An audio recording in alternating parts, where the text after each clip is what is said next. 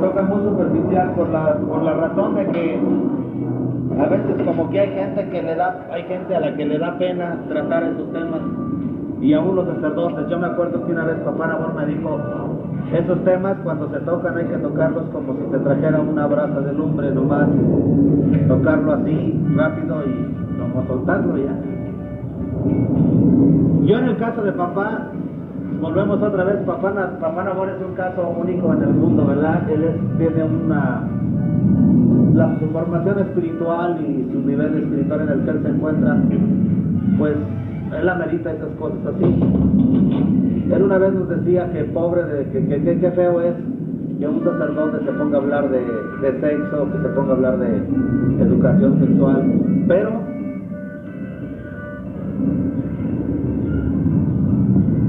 desgraciadamente en el tiempo en que nos encontramos, si no se habla un poco de eso,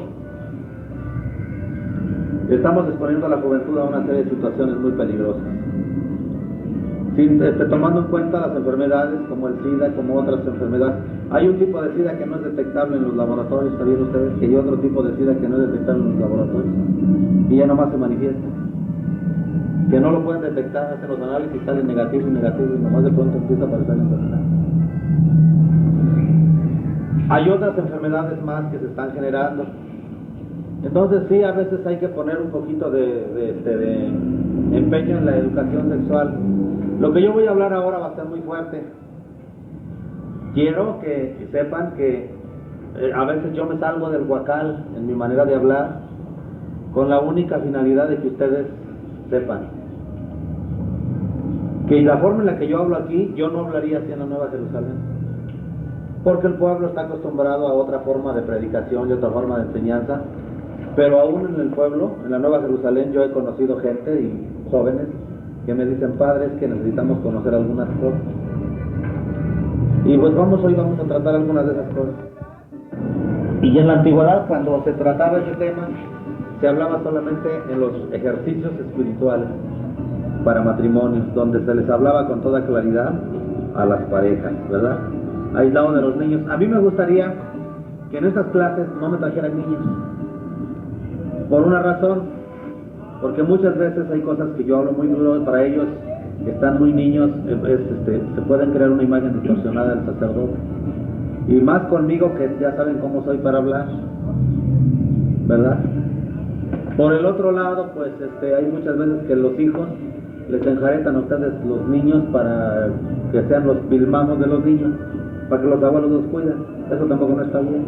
Si ustedes vienen a tomar su clase, tienen ustedes todo el derecho de oír bien su clase, ¿verdad? Para que algo se les grabe. Bien, la Santa Escritura nos dice, en el principio creó Dios al hombre y a la mujer, macho y hembra los creó. Y el primer mandamiento que puso Dios es crecer y multiplicar. Porque a veces la iglesia nos ha enseñado que el pecado del paraíso terrenal fue el pecado de la carne, que fue el pecado del sexo. La Biblia no lo dice así.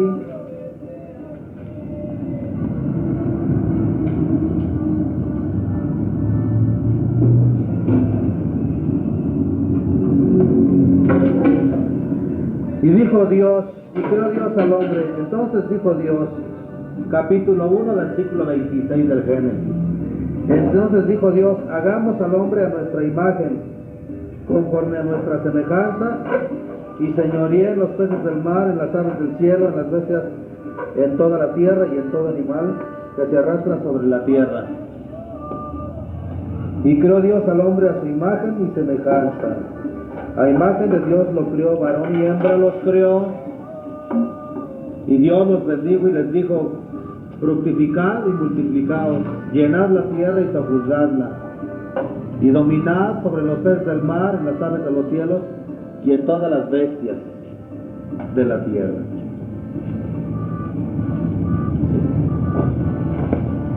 Entonces, el pecado del paraíso terrenal no fue el sexo, fue la desobediencia de nuestros padres, instigados por Satanás en la figura de la serpiente, que trató de hacerlos autónomos, trató de rebelarlos contra Dios y de hacerlos sentir que ellos podían subsistir sin depender de Dios.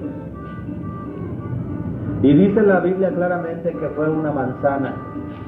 Bueno, no dice que fue una manzana, sino que fue un fruto del árbol de la ciencia del bien y del mal.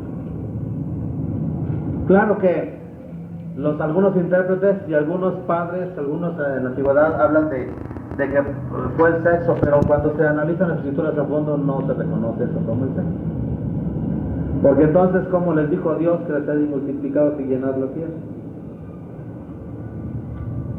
Es un análisis que ustedes deben de hacer. Porque si no, si Dios iba a condenar como malo el acto sexual, entonces no tenía caso que Dios creara el acto sexual. Porque indudablemente que dentro del plan y el orden divino para la preservación de la raza humana y de las razas animales, Dios estableció el acto sexual con todo lo que implica. Que el hombre abusa de eso y le ha dado una importancia exagerada a eso, sacándolo de su contexto de ser solamente un acto para reproducirse, y le ha dado un contexto pecaminoso, un uso abusivo de eso, es otra cosa. Pero realmente el proceso de procreación fue establecido por Dios, aquí lo dice la Biblia. Seguimos leyendo.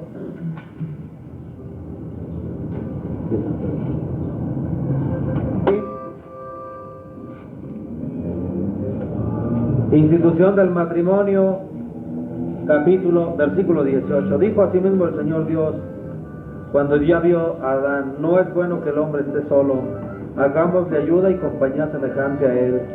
Formado pues que hubo de la tierra el Señor Dios todos los animales terrestres y todas las aves del cielo, los trajo a Adán para que viese cómo los había de llamar. Y en efecto todos los nombres puestos por Adán a los animales vivientes, esos son los nombres propios. Llamó pues Adán por sus propios nombres a todos los animales, a todas las aves del cielo y a todas las bestias de la tierra. Mas no se hallaba para Adán ayuda o compañero a él semejante. Por lo tanto el Señor Dios hizo caer sobre Adán un sueño profundo, y mientras estaba dormido le quitó una de las costillas y llenó su carne, y llenó de carne aquel vacío. Y de la costilla aquella que había sacado de Adán, formó el Señor Dios una mujer, la cual puso delante de Adán. Aquí hay que usar la exégesis. ¿Qué fue lo que sucedió realmente con el sueño? No sabemos. La Biblia nos dice que lo durmió, pero realmente qué fue lo que sucedió a ciencia cierta nadie lo sabe. Esa es la forma en la que el Espíritu Santo inspiró a Moisés que escribiera así para que fuera entendible al pueblo, pero realmente eso queda en un misterio. No hay nada que podamos saber como que Dios hizo una operación y le sacó una costilla.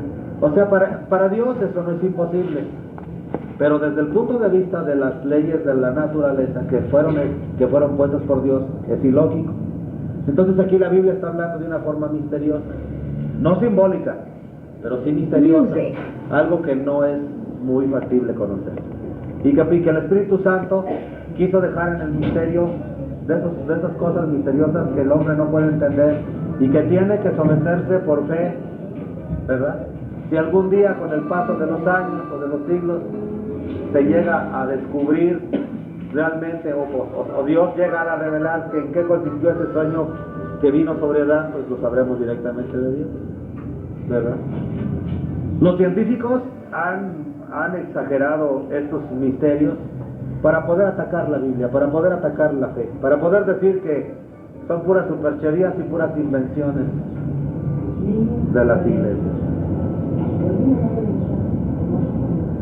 Y dijo, o exclamó Adán, esto es hueso de mis huesos y carne de mi carne. Llamarse a, pues, varona, porque del varón ha sido sacada, por cuya causa dejará el hombre a su padre y a su madre, y estará unido a su mujer, y los dos vendrán a ser una sola carne. Y ambos, a saber, Adán y su esposa, estaban desnudos y no sentían por ello rubor ninguno. Estaban en la inocencia. Pero el primer mandato de Dios, Dios le regaló a Adán a Eva. Entonces, eso tenemos que entenderlo en su gran sentido de profundo espiritual. Porque si Dios vio a Adán solo y vio que de todos los animales no había un ser que se le asemejara al hombre, pensó en la mujer. Quiere decir que Dios utilizó su sabiduría para crear a la mujer. Y que al crearla, la creó con todas las características, cualidades y potenciales con los cuales el hombre iba a encontrar su complemento. ¿Sí? Los que son casados lo entienden perfectamente bien, ¿verdad? Que la esposa no nada más es la mujer con la que se tiene el acto sexual, sino implica muchas otras cosas, ¿verdad? Y que muchas veces cuando en el camino de la vida se presentan tentaciones a ambos, porque no nada más es tentada la mujer casada, sino también el hombre, muchas veces esas tentaciones sirven para valorar